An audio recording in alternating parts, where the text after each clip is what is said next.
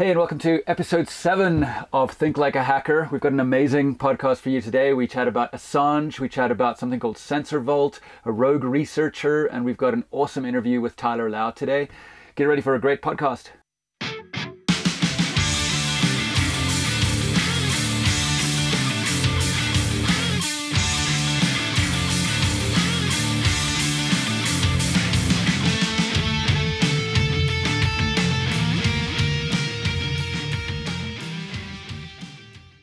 All right, welcome to Think Like a Hacker, episode 7. Wow, I can't believe it's episode 7 already. Can you, Kathy? Wow, yeah, it's really crept up on us. We'll be double digits before you know it. Yeah, 7 weeks of podcasting, or 7th week of podcasting. So very cool. All right, let's dive straight into the news. And all over the cybersecurity news and the general news during the last week has been Mr. Julian Assange, who was taken into custody after 7 years in the Ecuadorian embassy in London. I guess he can get a shower now, Kathy? Yeah, see some sunlight. From that picture that they showed pulling him out, or the video, he's pretty pale. I guess his room didn't have much sunlight, so. Yeah, you mean where he looks like a dirty Santa? Yeah, I feel so bad for him. I mean, that must have just been torturous. Yeah. So the story there, and I'm sure you've been following it, but kind of the cliff notes are that he's been in the embassy since 2012 to avoid extradition to Sweden over a sexual assault case, which has since been dropped. And the Ecuadorian government was giving him asylum. And he was, I guess the other thing he was avoiding was ultimately extradition to the US to face some charge or another over the fact that he was involved in one of the biggest intelligence leaks in US history. So he sought refuge in the Ecuadorian government's embassy, and he was there for 7 years. And it's kind of weird because he ended up doing things that would very obviously make the Ecuadorians angry, like leaking data about the Ecuadorian president, and being a real menace in the embassy itself and so on. And so I have a feeling that it was strategic on his part to get his asylum kind of denied or terminated. And ultimately that's what happened. And he was hauled out by the Metropolitan Police a few days ago. They were invited in by the Ecuadorians. And he is now awaiting, I guess, extradition to the US. And the charges that the US has leveled at him are really interesting because it's not going after his ability to publish information freely. What he's been charged with is quite specific, and it is cracking or assisting Chelsea Manning, formerly known as Bradley Manning, to crack a password that would have allowed Chelsea to access more classified information using credentials other than her own. And so he's basically been charged as a hacker who tried to hack into, I think in the case of Chelsea Manning, when she was working for the US military, she had access to SIPRNet, which is the classified network inside the military, and she was exfiltrating data from there. She couldn't get access to some stuff, or she wanted to access certain things using someone else's credentials, and Assange assisted cracking a password. And the proof seems a little bit flaky, but anyway, that's what they're going after Assange for. And so they kind of avoid the whole freedom of the press debate by saying, well, he's a hacker, and we're going after him for that, which is really interesting, isn't it, Kathy? It's leveraging this belief that people have that hacking is bad. Getting into information that you are not supposed to get into is a bad thing. Yeah, so I guess on the one hand here, Assange is publishing information that some people might say should be out there for the general public. And others might say, well, that's classified data and it should remain secret.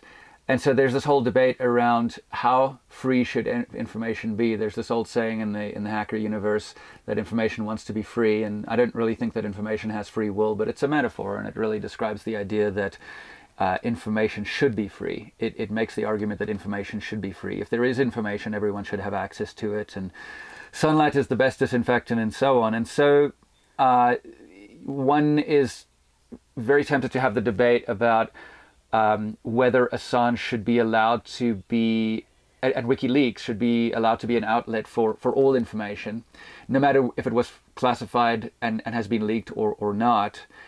But the US prosecutors have really changed the conversation, which is obviously a classic political tactic, to, well, is he guilty of hacking because he assisted Chelsea Manning in cracking a password? And so, just getting back to this moral debate about information and whether it should be free or not.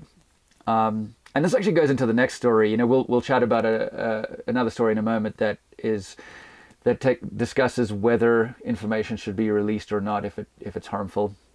But this really calls into question. I guess the main question here is: should there be secrets? Should we have secrets? And there's a thought experiment that I came up with a few years ago, and it stuck with me, and it's been haunting me a little bit. And Kathy, if you're interested, I'll try it out on you. Go ahead. I don't think we've ever chatted about this before, but the idea here is, so the thought experiment is, let me ask you a couple questions. So firstly, do you think that our knowledge of the natural world will continue to increase? So we'll continue to coming up with new understanding of the laws of nature that will lead us to truths like energy equals mass times the speed of light squared. Would you agree that our laws of the natural, our knowledge of the natural world will continue to increase? Yes. Okay. Yeah, and I think that's fairly self-evident. So would you also agree that those breakthroughs will result in new ways for individuals or small groups to harm large numbers of people at low cost and without getting caught? So let me just rephrase that. So what I'm asking is, will these breakthroughs enable new ways for people to do really bad things at low cost and without getting caught? Yes, that's a possibility. But also, I think that increased knowledge could be used for good. Absolutely, absolutely. And you know, E equals MC squared resulted in nuclear power stations, although some people probably hate nuclear power stations. Sure. But it also, Einstein's contribution to our knowledge of the natural world resulted in GPS, for example. Our understanding of relativity enabled that. So absolutely, it enables good things, but it'll also enable bad things, right? Sure. Okay, so we do need to continue to have these breakthroughs, but they're going to be used for good and bad. And so my next question is, would you agree that our capability to share information will not decrease, it'll increase as time passes? Yes, I think so. I think so. I mean, that's been the historical trend. You know, we had the Gutenberg press back in the, I think the 1400s. And then, of course, skipping way forward to the internet, and then, right. You know, Twitter, for example, enables the ability for anyone to publish just about anything and instantly disseminate it to the entire globe. So I think that, and you have that in the palm of your hand in your cell phone. You know, you have access to the entirety of human knowledge and opinion, basically in the palm of your hand with a cell phone, right? Right. Exactly. Okay. All right. Last question for this little thought experiment. So, would you agree that extremists will continue to exist? In our society, and by extremists, I mean people who are perhaps mentally ill. You know, cults will arise. People who arrive at an extreme ideology, that kind of thing. I do think so. Yes. Okay. And I must admit, this last one is a little bit debatable, right? So maybe hopefully we'll end up in a society at some point in my guess is the distant future, where everyone is cool. You want to invite everyone to your birthday party? But yeah. Idealistically, I would hope that the more, you know, different cultures you're exposed to, the more tolerant that you would become. But then, you know, there's plenty of people that it just kind of entrenches them into certain belief systems, being exposed to different ideas. Right, so. Right. Yeah, and I think that the diversity of ideas without significant limitations is a really good thing. But all right, so you've agreed with all of my premises here, and so, you know, in a future world where we learn new and dangerous things, our ability to share data is increasing. Extremists continue to exist. How do we protect that society 50 or 100 years from now, as we've learned much more about the natural world? We've learned things that enable small groups to do very bad things, and of course enable a lot of good things. Our ability to share information has increased dramatically 50 to 100 years from now, hopefully. And we still have extreme elements in society. How do we keep that society safe now that some guy or girl or person in their garage has easy access to the knowledge to essentially destroy a large portion of that society? How do we keep that society safe? And in thinking about this, it's not a happy experience for me when I think about this, because it leads me to a very dark place. And the dark place it takes me to is that I see two solutions. The one is to have a highly regulated society, or a highly surveilled society, and the other potential solution is to have secrets. In other words, that knowledge of the natural world that enables those very bad things, it is caught early on and made secret, and those things have to stay secret to protect society from itself, essentially. And I hate both of those solutions. The fact that, and I don't see a different solution, to be honest with you. That living in a highly surveilled society, I really don't like that idea. And having secrets, I want information to be free too. But when you have the scenario that I've described, I don't know. I mean, how does one solve that? Any thoughts, Kathy? I've thought about this a lot, actually. I've never talked to you about this, so it might be interesting. So I've thought about how the internet is making sort of this paradigm of no more secrets, no more lies, no more hidden information. Anything you want to think, anything you want to believe, you can find, no matter what you want to believe. You can find some evidence or some opinions, whether skewed or not, to support a hypothesis that will lead you down a trail. I know people who have certain belief systems and they find evidence, and it's just not worth arguing with them. But I kind of have this faith in the fact that this marketplace of ideas, and some of the ideas that, you and I may not agree with, nobody's ever going to agree with everything, but I have a faith that the marketplace of ideas is going to, it's right now we're kind of in a transition place where all of these things that we have thought as structures in the past are being shaken up. And it's kind of like a tray of information and a tray of structures that's been thrown into the air, and everything's kind of falling down and nobody knows where it's actually going to land. The good thing is that the no more secrets, no more lies paradigm is being applied to all of us, in that we're being surveilled. We talked about that last week with the Facebook issue, and people are freely giving up information into this giant database. But there have been so many secrets and lies that have existed throughout. I mean, if you think back into like even the Dark Ages, and how the structures of politics and the structures of belief systems were very hidden, and there was no freedom of thought. That can't happen as easily. Like you don't have a church being asking you to pay some kind of reparation so that you can get into heaven. That paradigm has been shaken, right? And there's more and more different belief systems that exist.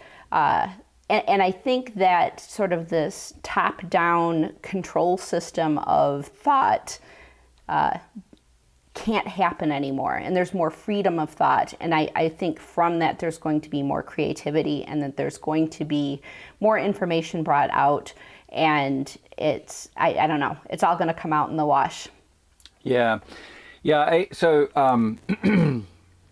this thought experiment that I've described might lead one to believe that I think that society should be surveilled, and that I like the idea of a surveillance state, and I want there to be secrets. But I've seen the other side, and I've lived the other side firsthand in 1980s South Africa, where there was very little free access to information.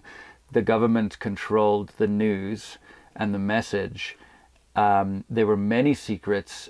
of many bad things happening. And in fact, when South Africa became a democracy, we had something called the Truth and Reconciliation Commission, or the TRC, where if you went to the TRC and you told them about the bad things that you did, you would be forgiven that crime.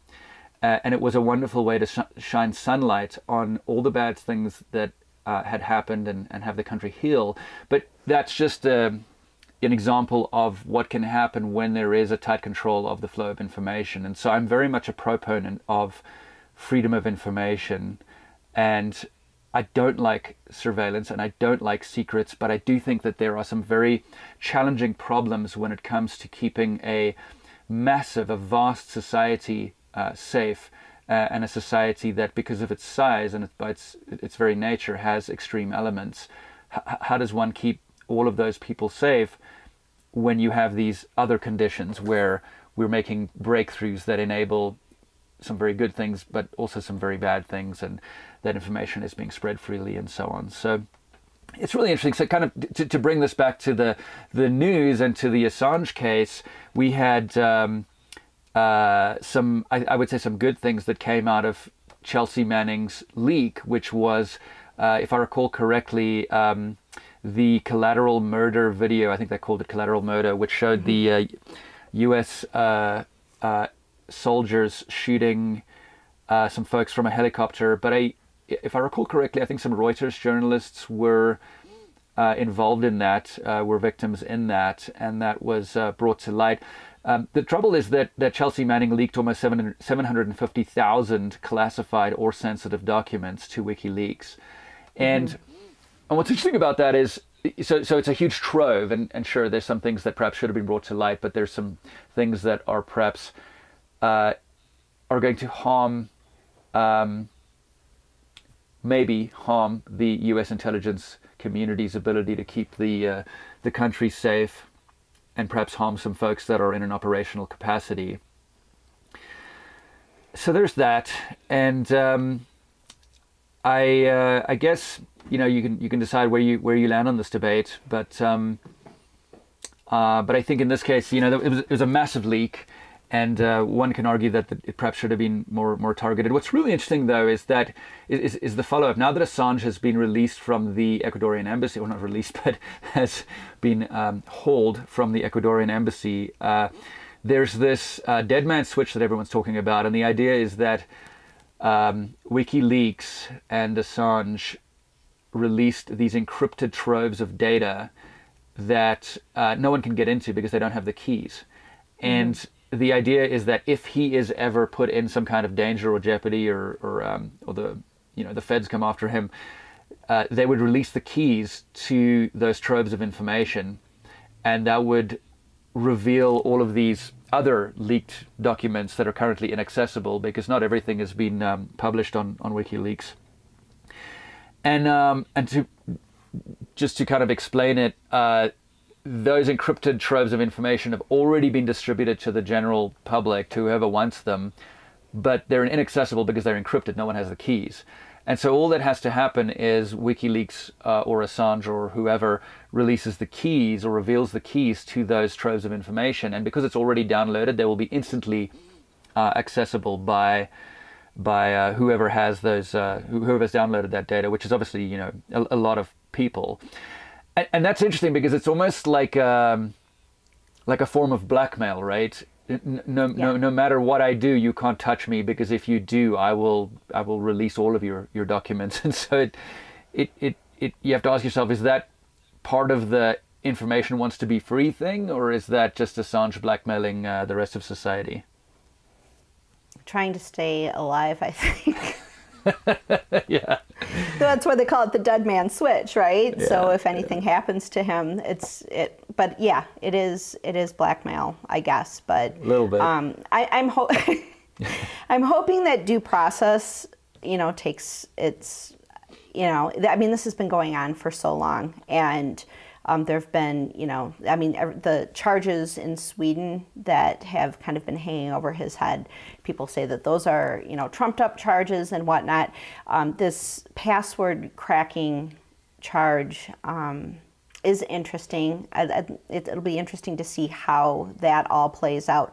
But I mean, I put my trust in, you know, that fact that we're a country of laws, not of people, you know, not of kings, you know, decreeing how things should be, and that the law will somehow let this all shake out the way it should. Well, you have so much faith in the government, Kathy. I'm really impressed. Well, I don't know. Maybe I took too much government and civics classes in high school. But I just hope that the rule of law, you know, supersedes all of this other crazy stuff. For sure. All right. Speaking of blackmail. Yeah, good segue. You want to take the next one? Oh boy, do I have to? No. I'm happy to. Okay, so we've talked about this individual who likes to call himself a company, but from everything that we can tell and everything that kind of came out over this past weekend, it appears to be just one single individual.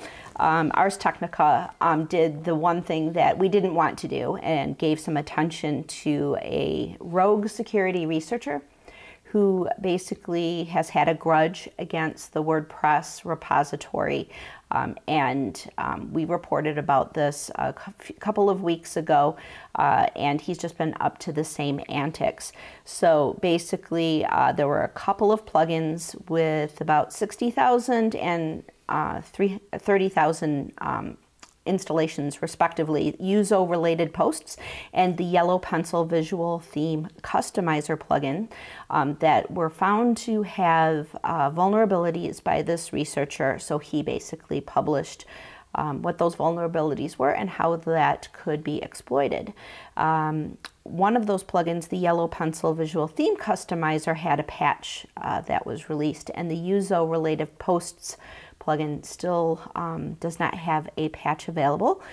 We've chosen not to talk about this individual because we didn't want to give somebody who we felt was making poor choices any further attention. But this weekend there was quite a bit of discussion, and Mark, you had a little bit of a tweet storm about all of this, didn't you? A little bit. Yeah. Yeah, so if you want to view my tweet storm, I'm on Twitter at MMAUNDER, Maunder. You can hunt me down and find that. But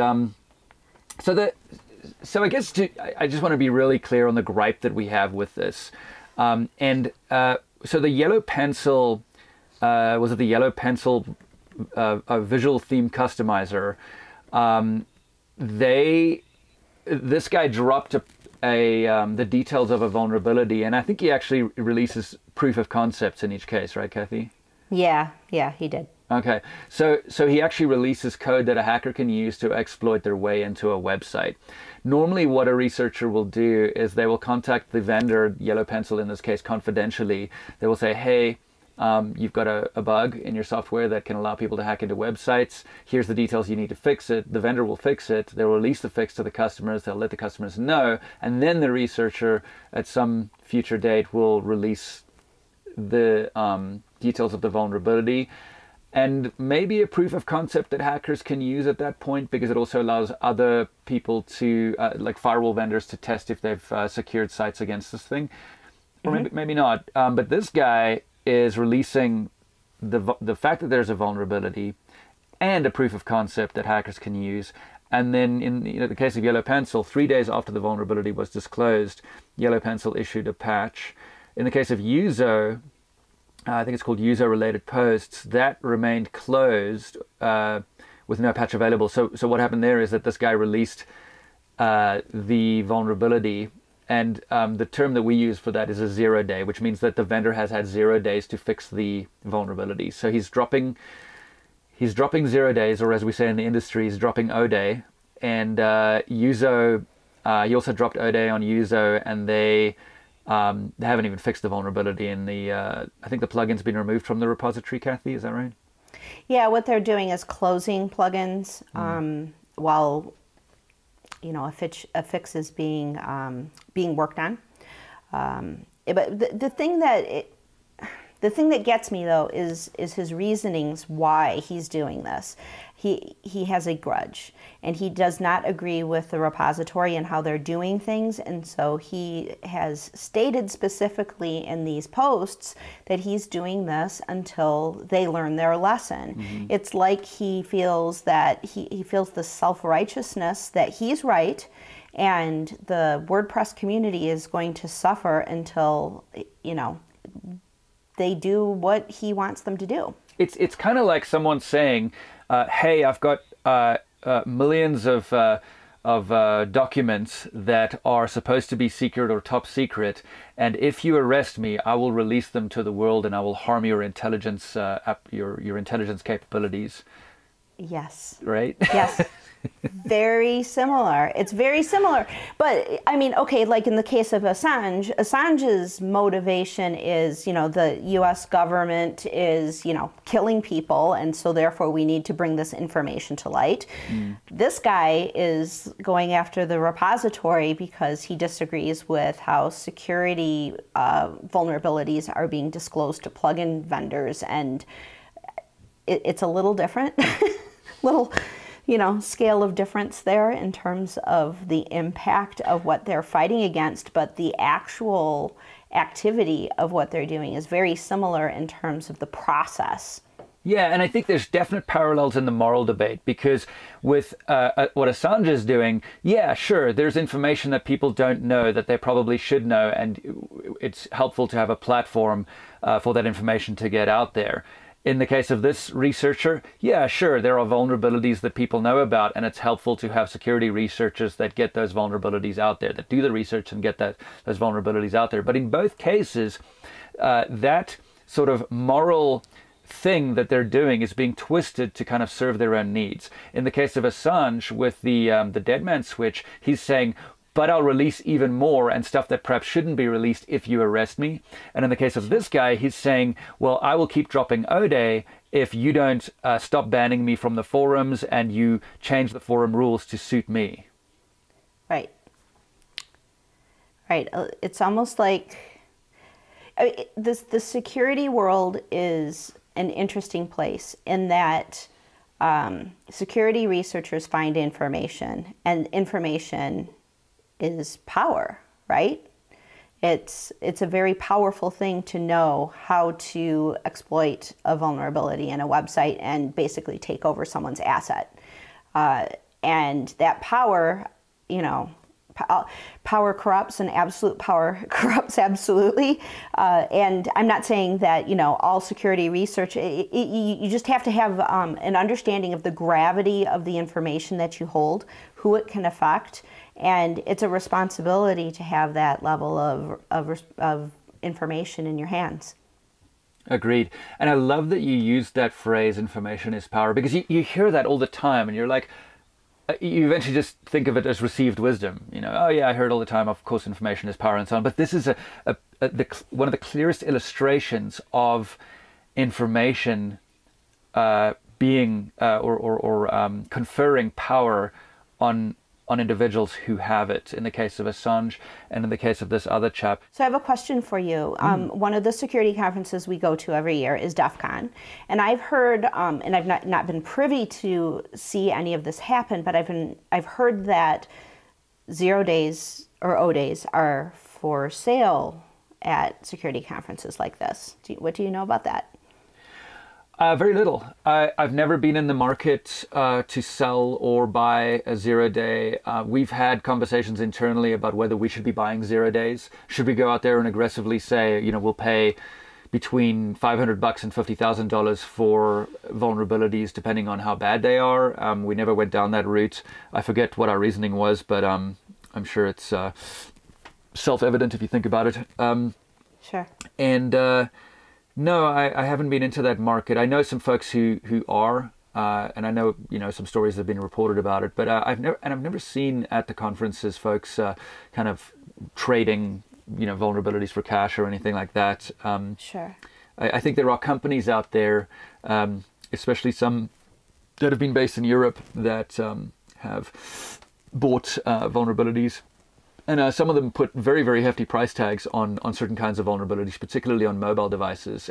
If you're able to kind of remotely root a mobile device and gain access to it and do it surreptitiously, that's sort of the holy grail of surveillance, because everyone has their phone with them. If someone can remotely own that phone, it's basically like having a bug, a listening device attached to the person, except it's a super bug because you've got a tremendous amount of processing power there as well, along with GPS and everything else that's on the phone. So no, those vulnerabilities do go for a lot. But yeah. Okay. And there's a program called, is it HackerOne, where if someone does find an ODay, they can responsibly disclose that to any kind of software vendor, let them know that that problem exists, and that they can actually get a bounty for it. Right, exactly. So HackerOne does that. They provide a platform to do that. I think BugCrowd is another platform that enables responsible vulnerability reporting, and there's one or two others out there. And I believe that the WordPress team are actually on HackerOne. So if I think once we finish chatting, Kathy, let's look up that URL and we'll post it in the show notes. Okay. Yeah. Cool. All right. Should we move on to surveillance? One of our favorite topics, right? Yeah, we seem to be chatting about that quite a lot. So the next story we've got here is something called Sensorvault, which is a very well-written story that the New York Times published. I believe the reporter there was Jennifer Valentino de Vries, and I'll bet you in America that de Vries is pronounced differently. But anyway, so that was reported on Saturday, April 13th, and the date of recording is April 15th for us. So Sensorvault is a database of location data. And Google gathers a heck of a lot of location data from folks who use their applications. They use it to target ads. They measure how effective those ads are. They tend to aggregate the data in an anonymized form to figure out when stores are busy and to provide traffic estimates. And Google says that it does not sell or share the data with advertisers or other companies. And the trove of detailed location records involves at least hundreds of millions of devices worldwide. So law enforcement is using this data, and what they're doing is, for years, police detectives have given Google warrants seeking location data and tied to specific users' accounts, and I think that we all know about that. There are some new warrants that are being issued, and these are called geofence requests. Instead, they specify an area that is near a crime, and Google will look in Sensorvault for any devices that were there at the right time, and they'll provide that information to the police. Google will label the devices with an anonymous ID, with anonymous ID numbers, and detectives look at locations for movement patterns to see if any appear relevant to the crime. And once they narrow the field to just a few devices, Google will reveal the information about those individuals and devices, such as names, email addresses, and that kind of thing. And so what this change is really, rather than kind of surgically targeting an individual and saying we want access to that person's Gmail account or that person's location records, the law enforcement community can now go to Google and say, here's an area and we want you to give us data on anyone who was in that area, or at least look at data on anyone who was in that area, and then, and this is according to Google, then kind of whittle that down to relevant individuals and relevant location data, and then hand that over to us. But either way, it's really kind of like a, I don't want to use the term dragnet. It's like they're capturing an awful lot. They're using a very wide net, and they're able to cast that over a geographic area, and start looking at that data. And Kathy, I think we wanted to talk about this on the podcast because I think that it's important for people to know when you're uploading data to the cloud, when you're interacting with applications and they're storing your location data and so on, you should know how that data is being used in various ways, how it's being used by the vendor, in Google in this case, but also how that might be used by law enforcement. Don't you think? Definitely. And the interesting thing about this that I saw in that New York Times article is that the Associated Press reported last year that even if you don't have location history turned on, it's still being collected. Just because you're using an Android device, you're participating in this data collection, and it's tied to your device. Interesting. So, be aware of how your data is used, and what's being captured about you, and how those folks are using your data. And this is definitely a shift in how law enforcement is accessing data in Google, and how they're able to kind of cast a wider net over a geographic area. So we'll move on to the next story, and this is a monster of a story by Caitlin Kimpanu. And Caitlin is a very good journalist at ZDNet. We really enjoy a lot of his writing, and this is a very long article, and it's about a malware gang called Bayrob, and how they were what they got up to since 2007, and how they were finally kind of arrested and extradited to the United States. We'll include the URL in the show notes. It's a long story and there are a lot of facts, but I'll try to give you the cliff notes. This Romanian group started with eBay scams and auction fraud, and they started back in 2007. Around 2011, they changed their operation. Apparently, they were influenced by the Russian underground, and they have been operating a botnet for a very long time, and they basically they saw the huge success that the operators of the Zeus banking Trojan had. They implemented more features in the Bayrob malware code, specifically a keylogger to start targeting bank accounts and that kind of thing. And by 2014, the group's botnet reached 50,000, which is a pretty respectable size. And it's interesting, I think in Caitlin's article, he comments that that's a pretty big size, but pre-IoT, in other words, Internet of Things. With the Internet of Things, the number of devices is massive, the number of vulnerable devices. So we see much larger botnets with vulnerable cameras and that kind of thing. But for just a regular desktop botnet, 50,000 is a pretty decent size. They added crypto mining sometime thereafter, and their botnet got even bigger. And they had impeccable OPSEC in security. We talk about OPSEC or operational security, and these guys were very good at covering their tracks. They used PGP and encrypted all instant messages, and they used OTR or off the record for instant message chats to keep those private as well. And eventually they got picked up, and what happened was one of the guys, they were using proxy servers to perform their malicious operations. So they basically had, they were based in Romania, and they had these machines that they would kind of route requests via to mask where they actually are. And they had two layers of proxies that they would go through. And one of the guys signed into, they were using AOL accounts, and they were using hacked AOL accounts or fake AOL accounts. But one of the guys accidentally signed into his own AOL account via the proxy network. And so Symantec and were doing the research on this, and they managed to, they saw this and they suspected that was the guy's real identity.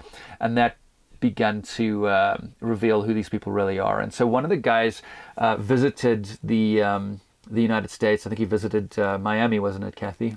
Yeah, it was Miami. Yeah, Mm-hmm. And the U.S. searched his phone when he entered, and it's not clear in the story what actually happened there. They say they confidentially or secretly searched his phone or something like that. But usually you have to hand your phone over for that to happen. So I don't know if our FBI is maintaining OPSEC by being a little bit intentionally vague about what actually happened there.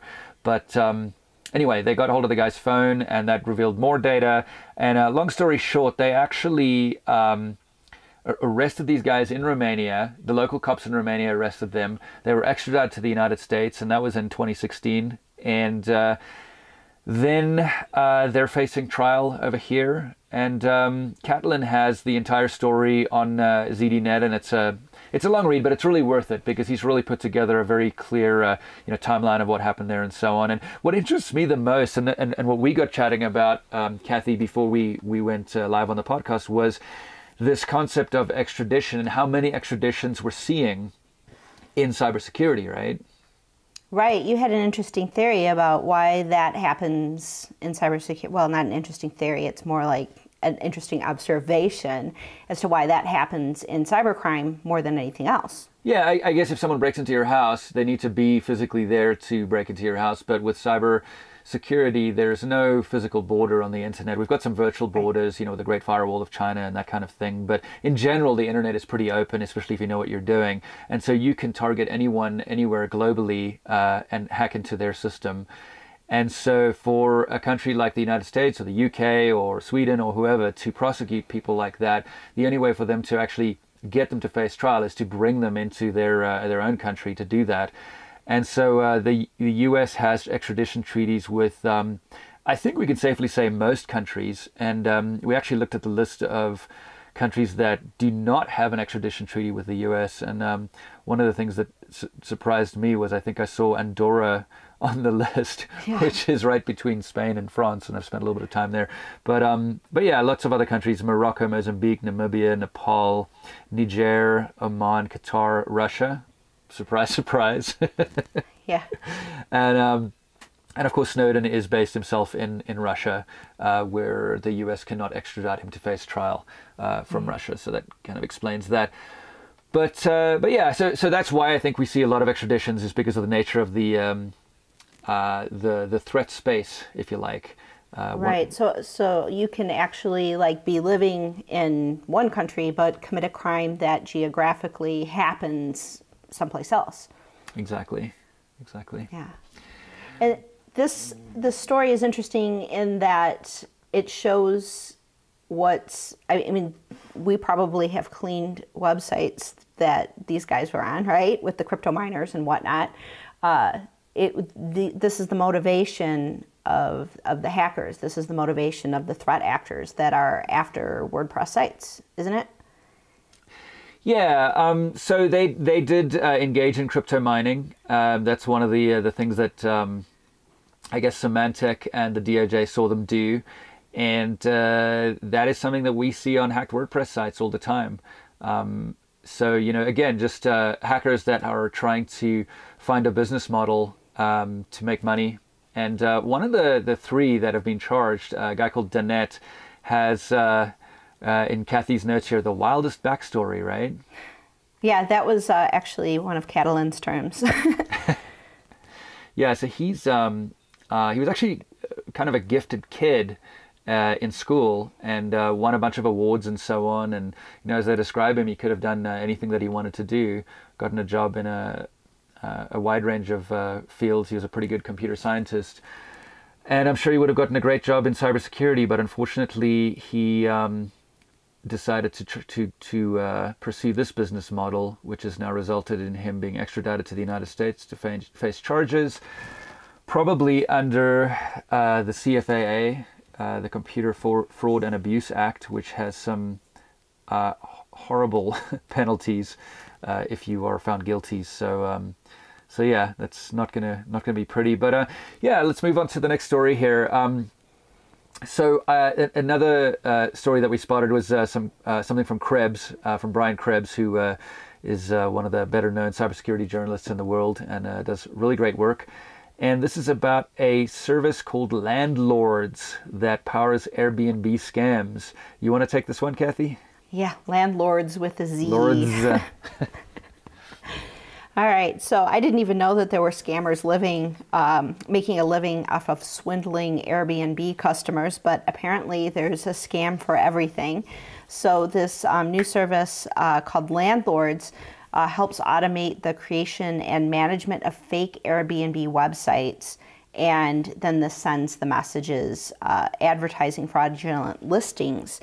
The product costs around $550 a month, but they have various packages, and victims are told that they can pay via Airbnb, but then they're sent to a fake URL one of the domains was airbnb.longterm-airbnb.co.uk, which is not an Airbnb domain, apparently. The fake site proxies everything from the real Airbnb, so you can actually sign in, but captures your credentials. So if you're making any kind of reservations on Airbnb, always good to check the URL that you're on. Then victims wire funds to another country to secure their reservation. And after that, the bad guys kind of disappear. And these fake listings are mainly advertised via Gumtree in the UK. So Airbnb, it doesn't have any two-factor authentication apparently, huh, Mark? Yeah, exactly. So there's a couple things here that are interesting. Firstly, that well, as Kathy just said, Airbnb doesn't have 2FA, and if they did have 2FA, then what that would do is it would prevent these attackers from doing this proxy thing where they set up a fake Airbnb site and they're actually in the background sending your web browser's request to the real Airbnb, getting the response back from the real Airbnb, modifying it if they want to, making certain changes, and then sending that back to you. I guess that's the one interesting thing here. The other is that the sort of end game here is to get you to wire funds to another country, and you think that you're communicating with the real Airbnb, you think you're seeing payment instructions and so on that are from the real Airbnb, and they're convincing you to wire money to somewhere offshore, and at that point you never hear from them again. And the trouble with wiring funds is that it is almost impossible to get those funds back. There are certain other ways of paying for things, like using a credit card, where you can do a chargeback. You can call up American Express and say, hey, so-and-so charged me and it's fraud, and Amex will actually do a chargeback and get that money back. But with wire transfers, there's nothing like that, especially in certain jurisdictions that you wire into, and so that's really interesting. And then the other thing is, always check the domain you're visiting when you think you're on Airbnb or any other service, especially if you're paying money or doing other things that would interest a hacker or enable a hacker or hand them cash. Check the domain, and as Kathy said, the domain here, and there were several that they were using, right, Kathy? Yeah, that was just one of them. Yeah. But I mean, all of these, I did some research on phishing kits a little bit ago, and all of these domains that they're using, all of these sort of fake ways of trying to get people to give up their credentials or wire money someplace, the domains look like, there's like sort of this plausible belief that this could possibly be true. So just always question anything that doesn't look specifically, like if you're on, Chase creditcards.co.uk hyphen something else, if there's any kind of plausible way that it might be a fake, it probably is. Right.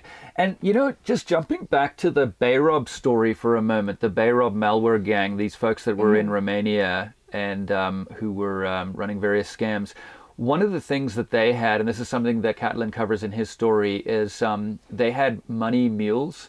And so the challenge for a hacker is that they need to get the money somehow, but they don't want to go to Western Union money transfer and actually pick up the money themselves if it was transferred that way, or go to a bank and pick up the money if it was a wire transfer. And so what they do is they get a mule to go and get the cash, and the mule then converts that cash into Bitcoin, for example, and then sends that, which is far more anonymous, to the hacker or the bad actor. And so the reason I'm mentioning that is because, you were kind of going down the path here, Kathy, of if it seems too good to be true, it probably is. And so these scams, they rely on money mules as part of the way that the scammer ultimately gets their cash. And so I'm mentioning it because one needs to be careful that you don't become one of those money mules. And so if I recall correctly, with the Bayrob guys, there were two ways that they were doing the mule thing. The one is that you can keep 6% of the funds and then send the rest to the scammers via Bitcoin or whatever, or you can send the entire amount and they will wire you back 10% of the funds. And of course, that latter option, no one ever saw the 10%, but the former, people would keep 6% of the money and then the rest would go to this threat actor. And the trouble there is that if any criminal investigator follows the money, they're going to end up prosecuting the money mule. because they actually received the funds. And so you get kind of wrapped up in one of these scams, which is not going to improve your quality of life, is it? Yeah, not at all. I mean, they really prey on people's trust and people's willingness and desire to believe that somebody's doing the right thing, and it so often isn't. Yep, exactly that. All right, well, that wraps the news up for today. Thank you so much, Kathy. It was a really fun and rather philosophical conversation. I think we're getting more philosophical as this podcast continues. Yeah, we definitely are. Yeah, thank you very much, Kathy.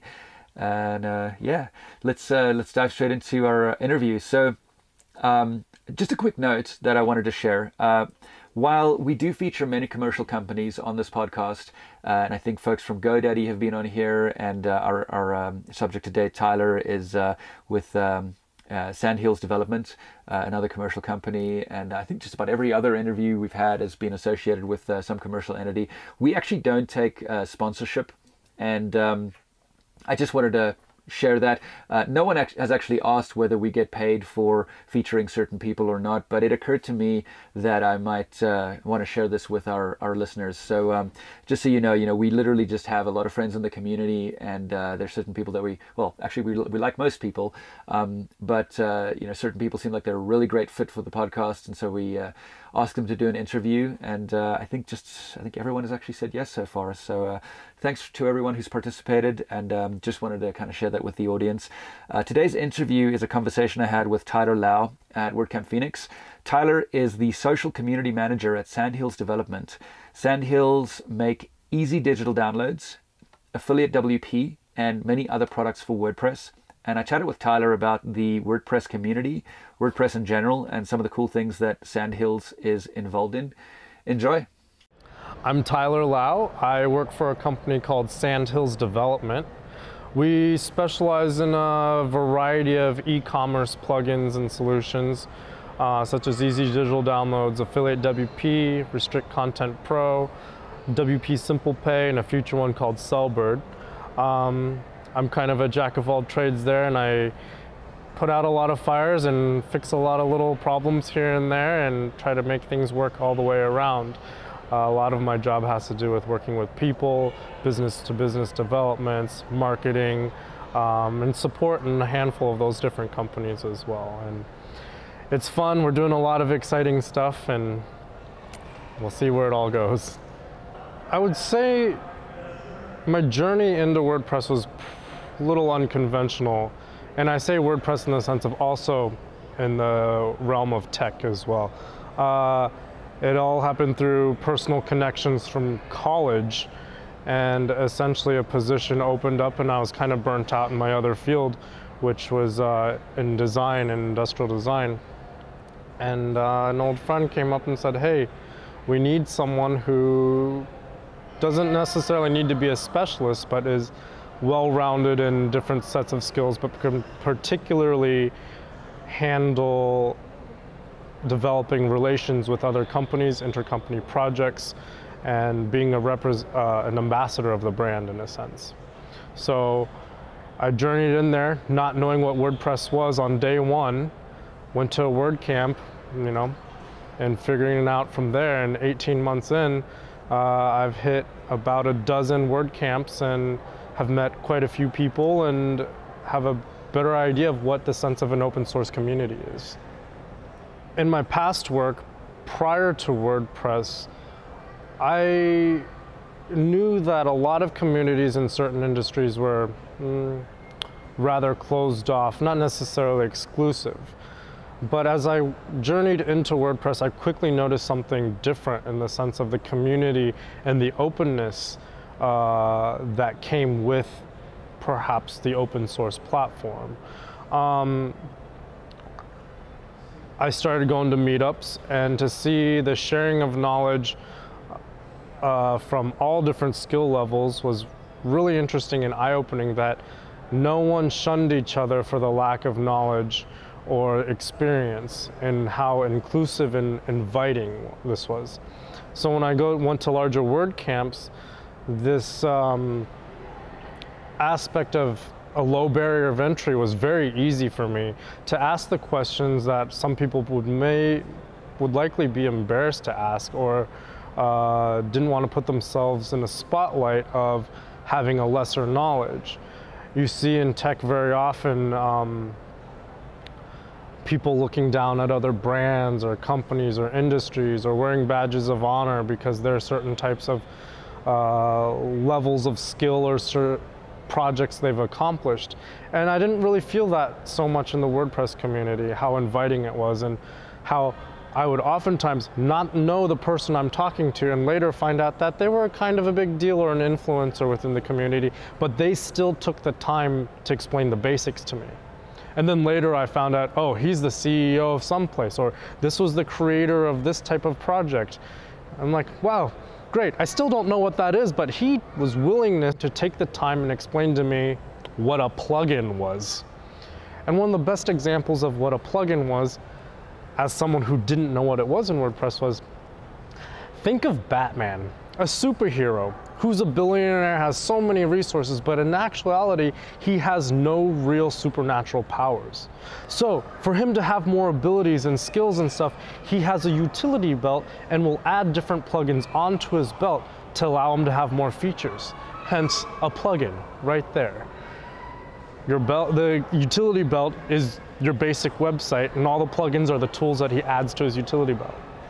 So that was a very easy and nice way through the means of superheroes to explain to me what plugins were. And this is by, I can't remember who anymore, but in my early days in WordPress, not too long ago, but a very inviting and welcoming way to join into the community. And since then, I've made sure to put a lot of effort in sharing knowledge and letting people know it's okay to ask questions within this community as well. So it's strong, it's growing, and I think that this journey has been very warm, and it's easy for people to get into due to the low barrier of entry. What do you think keeps the community going and kind of holds them together? This community oftentimes provides a platform for leaders and doers who have the vision to make things happen. And I think that, in a sense, allows people to have channels to create meetups and WordCamps and have the accessibility of becoming organizers. And oftentimes you meet people who have been in this community for quite a long time, and they said, I just started as a user and gradually found out that there was a community behind it. And I think a lot of the driving force of this community is the snowballing effect of like being able to contribute and seeing the immediate ramifications of your helping and your willingness to help, and seeing the people that you're helping and the immediacy of it. And then it kind of just snowballs from there. I also think that the warm and welcoming aspect of it allows a channel for people to feel a part of something, and technology has allowed that to be, whether it be an online, a virtual platform of community, and also having outlets of physical forms of community in the meetups and WordCamps and whatnot. So I think the fact that it hits a virtual and a physical realm is really important and healthy to that dynamic. I think some of the challenge that'll be coming in the near future comes from the speed and the growth, the rapid growth of WordPress, especially on an international scale. I think that a lot of the communities are becoming fragmented a little bit, but at the same time, there's a push for unity, even though as it grows.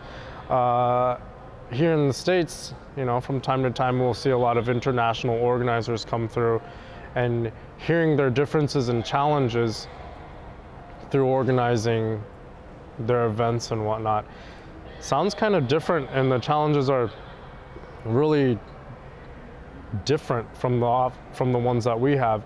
And I'm not sure if that has to do with fragmentation of usership or how communities should be driven, or sometimes how leaders in the community think they should be driven. And with the growing community of it being tens of thousands of people all over the world, actually probably much more than that, people don't always agree with what leaders in the community believe. It's growing so fast that there's no real structural organization with how communities should be run. It's kind of like the difference between a small town and village, and you can have a couple people leading the community, whereas if you have a city, you need a far more infrastructure in terms of leading a community. And I think that's where a lot of the fragmentation is coming from. So I work for a company called Sandhills Development. We initially started off as a very, very small team building e-commerce solutions, e-commerce plugins. So basically, my boss initially created some plugins and found that he needed better solutions to sell his own plugins. So he worked on a platform called Easy Digital Downloads to help him sell his own plugins. Pretty soon he realized that Easy Digital Downloads grew much larger than the plugins that he was selling, and scrapped those plugins and started an enterprise and building a miniature empire of e-commerce solutions. So we have affiliate marketing solutions, we have content restriction membership solutions, and a few others. So as we've grown, I found myself in a role that is of many hats and ever evolving, but a lot of it has to do with the general marketing, content creation, business to business development, a lot of operations and logistics for overall all our brands, really. So as a small company, there's only about 20 of us. It ever evolves, and who knows what I could be doing next year. It could be completely different. And how we contribute to the world of WordPress, we try to build light, robust solutions that lots of times our competitors can't offer. And so we're very transparent. We talk about all our numbers publicly and end of year reports, and we try to not alienate ourselves as a reputable company, but try to break that barrier by showing transparency with our struggles that we have every year, with our successes, and share all those with the public as well. So I think that also contributes to the WordPress community by saying, look, we're doing okay, but from the outside, you don't know what kind of things and troubles we're dealing with, but we're gonna tell you to show that we're real people struggling with this too and running an operation in business. And we get a lot of feedback of other companies showing their appreciation in that transparency. And so we're trying to keep software very human. Without WordPress, we wouldn't have the opportunities that we normally would have as a development company. We recently decided that we're no longer a tech company and exploring other ventures. And that has translated into opening a couple of breweries that are passion projects, and we opened one last April and we're about to open one next month, our second one. And so while it all started with WordPress, it's allowed us to grow and expand our ventures. We are working on conservation projects with buying small tracts of land and restoring them to their native state, meaning prairie grasses in central Kansas is where we have a lot of land. Our breweries is a side project, and we're not really in a situation where we're limiting ourselves to just software now. So you can take your dreams in any direction, and those are some of the directions we're taking. What kind of beer are you making? We specialize in mixed culture barrel-aged fermentation ales. So a lot of sours, various types of specialized beers, and all of these are barrel-aged, whether it be tequila barrels, wine barrels, bourbon barrels, just regular oak barrels, and At any given time, we have between 6 and 12 different types of beer available. And for a very small brewery, and our second one is just slightly bigger, we're doing okay. We're busy. Yeah. So the conservation project started off as we wanted to explore other ventures, and then these little bits of land kept showing up within our radar. And one of my favorite ones has to do with a bunch of developers, commercial developers wanting to buy this particular bit of land.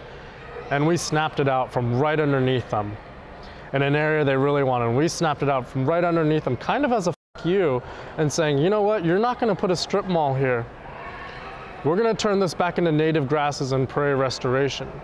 So I called one of my friends from middle school who actually is a specialist in prairie restoration and working with grants and providing resources and knowledge to transition a tract of land back into its native state, which takes minimum of 5 years, and how to build a small community around that to sustain it. Because you can't just plant seeds in the ground. Apparently it wasn't that simple, which we thought it was, but it's not. So now we're working on these little projects. We're turning land back into their native state as much as we can. So whether we can get grants from the state and provide, you know, other types of benefits to the local space, environmentally speaking. I think these are important projects, and while we have the resources to do it, this is our way of giving back to more than just a community, a local community, and also the environment. So keeping us busy, and our hats are on all different kinds of directions and skills and problems and solutions we got to fix, and a lot of things to deal with, but it's fantastic. Well, thank you very much to Tyler Lau for chatting with me at WordCamp Phoenix. You know, as I say generally in these interviews, it's a very busy time at these WordCamps, and so it's great when folks like Tyler can find the time to have a really fun conversation. You can find Tyler on Twitter at Tyler Maximus Lau. And you spell that TYLERMAXIMUSLAU, and we'll include Tyler's handle in the show notes. You can find Kathy Zant on Twitter at Kathy Zant. You can find me on Twitter at MMAUNDER. If you're watching this on YouTube, definitely like and subscribe to the podcast. That way you'll help us promote it, and you'll also get the alerts when we release a new episode. Thanks very much for watching. Have a wonderful rest of your week. Bye, everyone.